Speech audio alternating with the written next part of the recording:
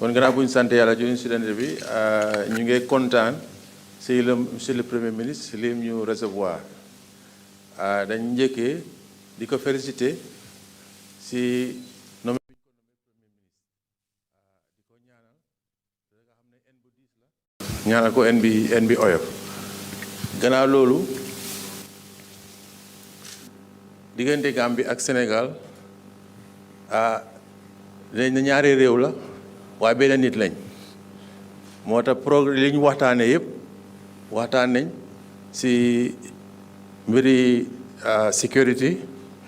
waxtaan nañ si mbiri nappa gi waxtaan nañ si mbiri transport waxtaan nañ si beneen institution bi nga xam ne mooy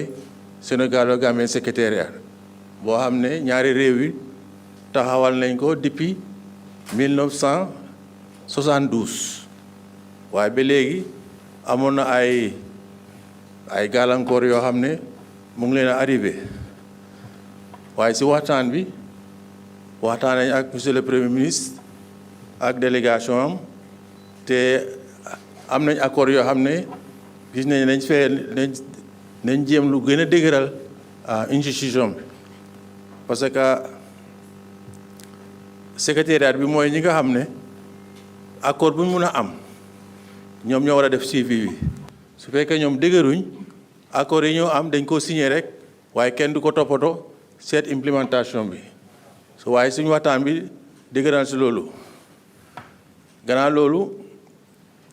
monsieur le premier ministre moom tam àgge nañu ay problème yoo xam ne ñu ngi ko am si mbiri transport bi yoo xam ne dëgg ba maa ñëw fii yëguma ko woon waaye biral naa ko ne bés bu ñu teeloo dinañ fexe loo xam ne dinañ saafara parce que am na problème si frontière Kër Ayib ak si wàlli Dakar dem dikk yooyu yëpp waa àggee nañu ko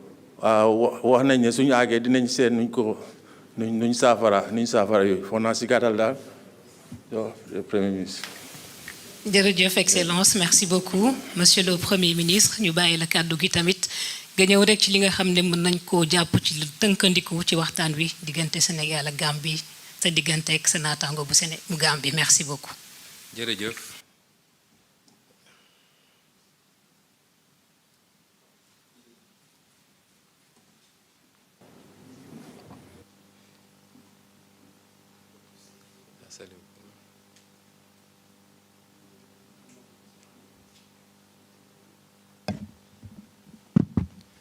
Merci beaucoup.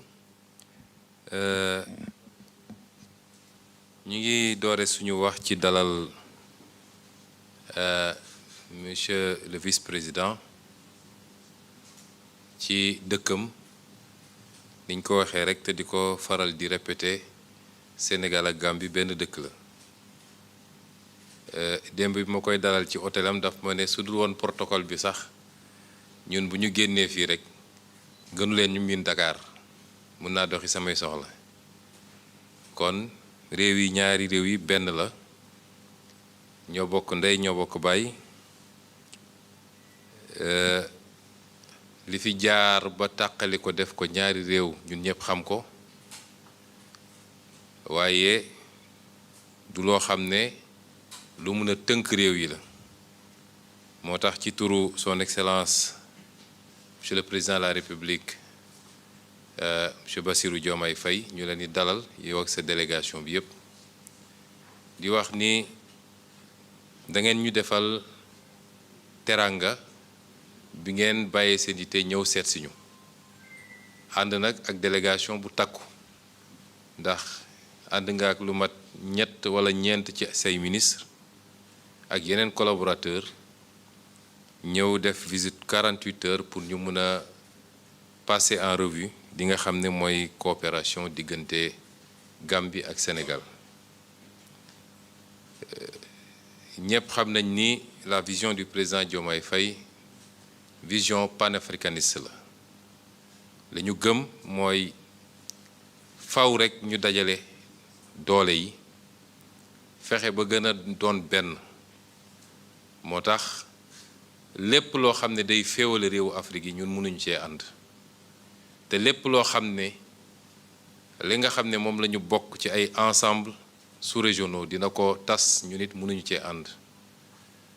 loolu tax bi mu toogee ba léegi gis ngeen jéego yi muy dox ngir li ñu bokk ci CEDEAO ñu fexe ba téye ko bañ mu tasaaroo kuy wax nag kuy essayer dajale nag li la war a njëkk a yitteel mooy sa dëkkandoo bi la gën a jege ndax ku mënul ànd ak sa dëkkandoo mënoo ànd ak ki gën a sori dëkkandoo bi gën a jege Sénégal nag defe naa mooy Gambie loolu moom yàllaa ko def moo tax faw rek daje yu mel ni di am ñu koy gën a jegeel sax di gën a waxtaan donte nag coopération bi dëgër na loolu feeñ na ci waxtaan bi dëgër na ci wàllu institution ndax mooy coopération bi gën a élaboré ci niveau institutionnel yi nga xam ne teg nañ ko depuis kuréel bi nga xam ne mooy dajale ñaari président de la république yi kuréel bi nga xam ne mooy dajale ñaari premier ministre yi wala premier ministre bi ak vice président bi ba ci commission yi nga xam ne ñoom ñooy saytu accords yi ñuy def defe naa amul benn coopération bu Sénégal séq ak keneen bu gën a élaboré bii kon loolu wane na ni diggante bi dëgër na ba noppi waaye dañuy saa su ne di góorgóorlu di ko gën a defaraat di ko gën a feddali ndax ni ko sànq vice président waxee yàqkat yi ñoom du ñu noppalu kon waruñoo nelaw ba yandoor saa su ne rek nañu gën di defar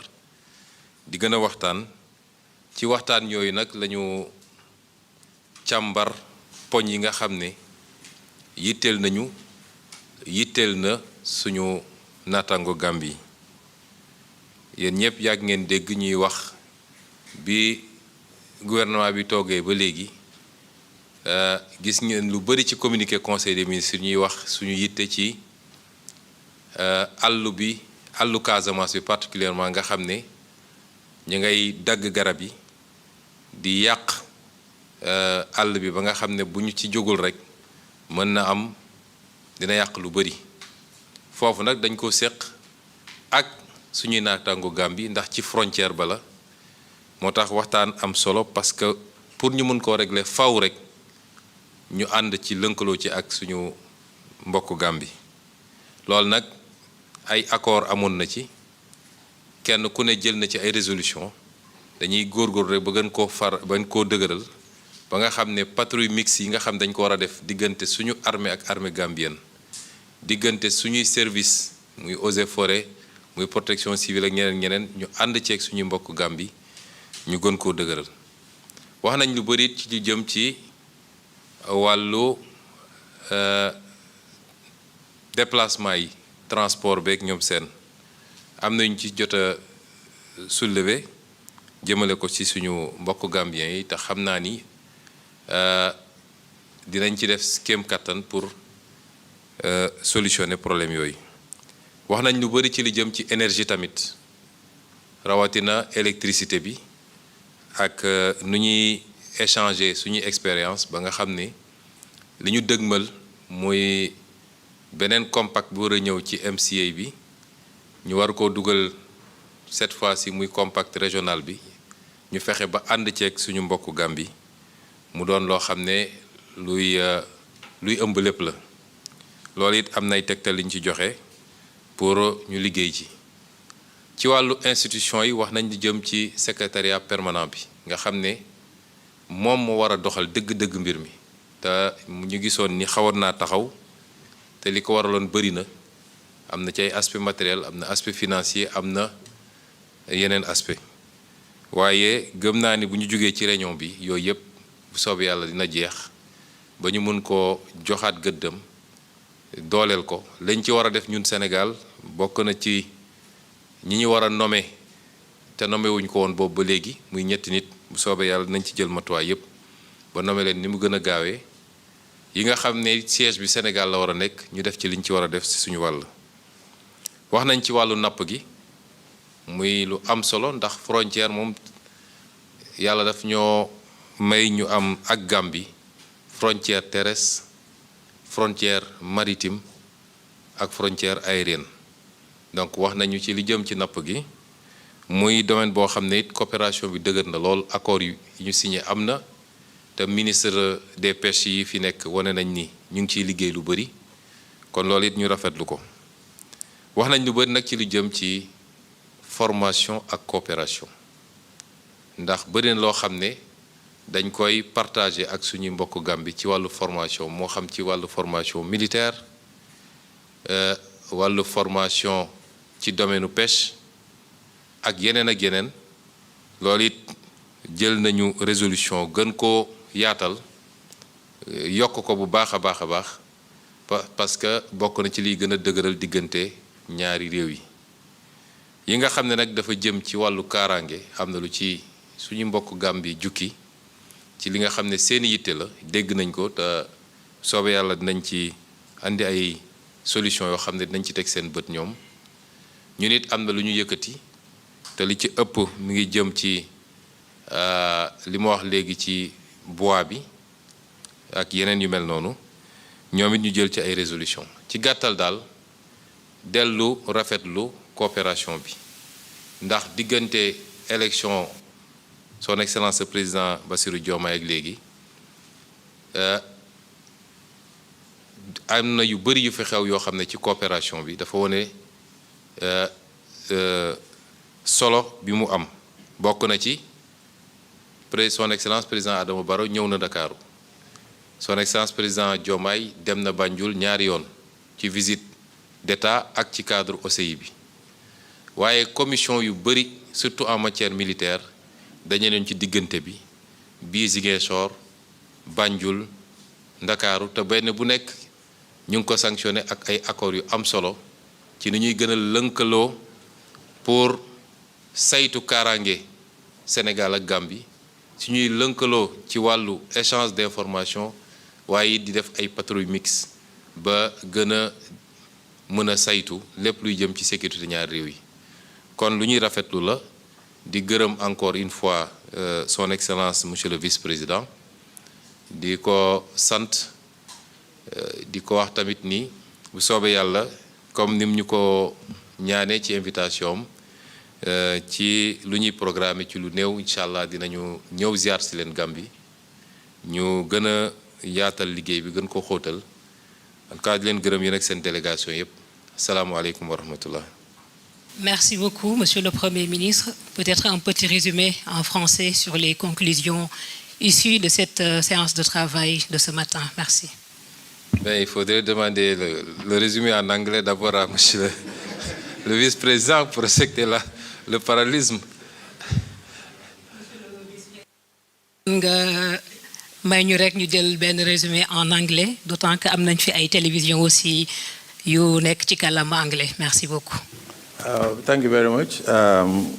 First of all, I want to thank His Excellency the Prime Minister for the reception accorded me and my delegation. And I think, as has already been said, there are a lot of issues that we had discussed. It borders on various issues. For example, we discussed a lot on the issue of the cooperation in terms of fishing,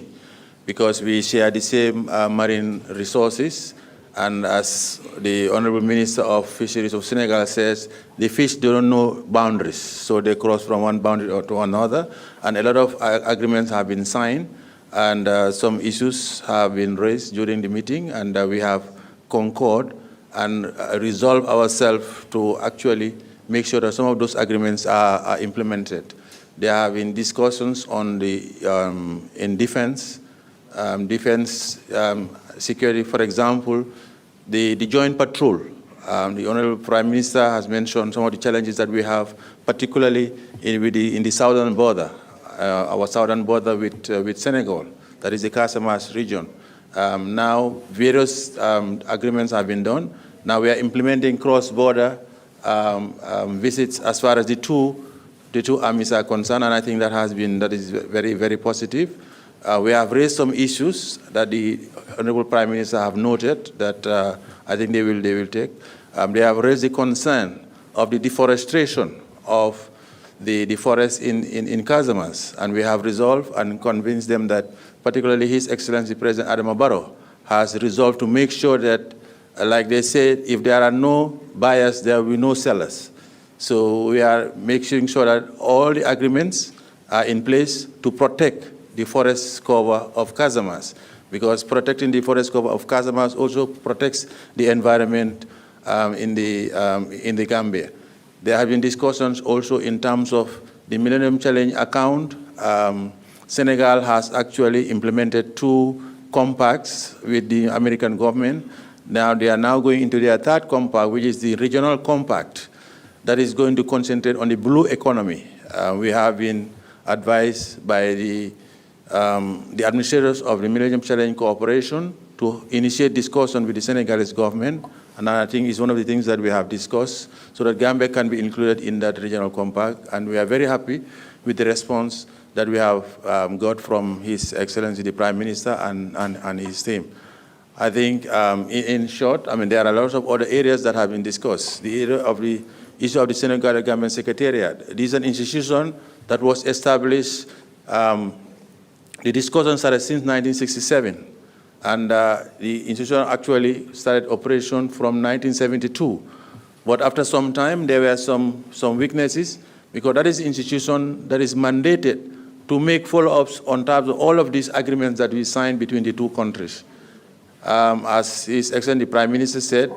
there were some positions that the Senegalese government were supposed to fill, and they have not filled, but they have now committed themselves that after this, in a very short time, some of those vacant positions will be filled, and we make sure that we empower the Secretariat to actually follow up on all the agreements, including those that we have done today. So in short, we want to use this opportunity to thank His Excellency Prime Minister, and by extension, extend our gratitude to His Excellency President Bassirou Diomaye Faye for the reception and the hospitality that is accorded to me and my delegation. Thank you. Thank you, His Excellency. Donc, Monsieur le Premier ministre, nous vous retournons la parole pour la déclaration finale en français. Merci beaucoup. Merci beaucoup. Je vais commencer par, au nom du Président de la République, Son Excellence M. Bassirou Diomaye Faye, souhaiter la bienvenue et au nom de tout le gouvernement, évidemment, souhaiter la bienvenue à Son Excellence M. le Vice-président de la République sœur de Gambie, M. Mohamed Diallo, qui nous a fait l'honneur de conduire une forte délégation composée de plusieurs ministres et de plusieurs chefs d'administration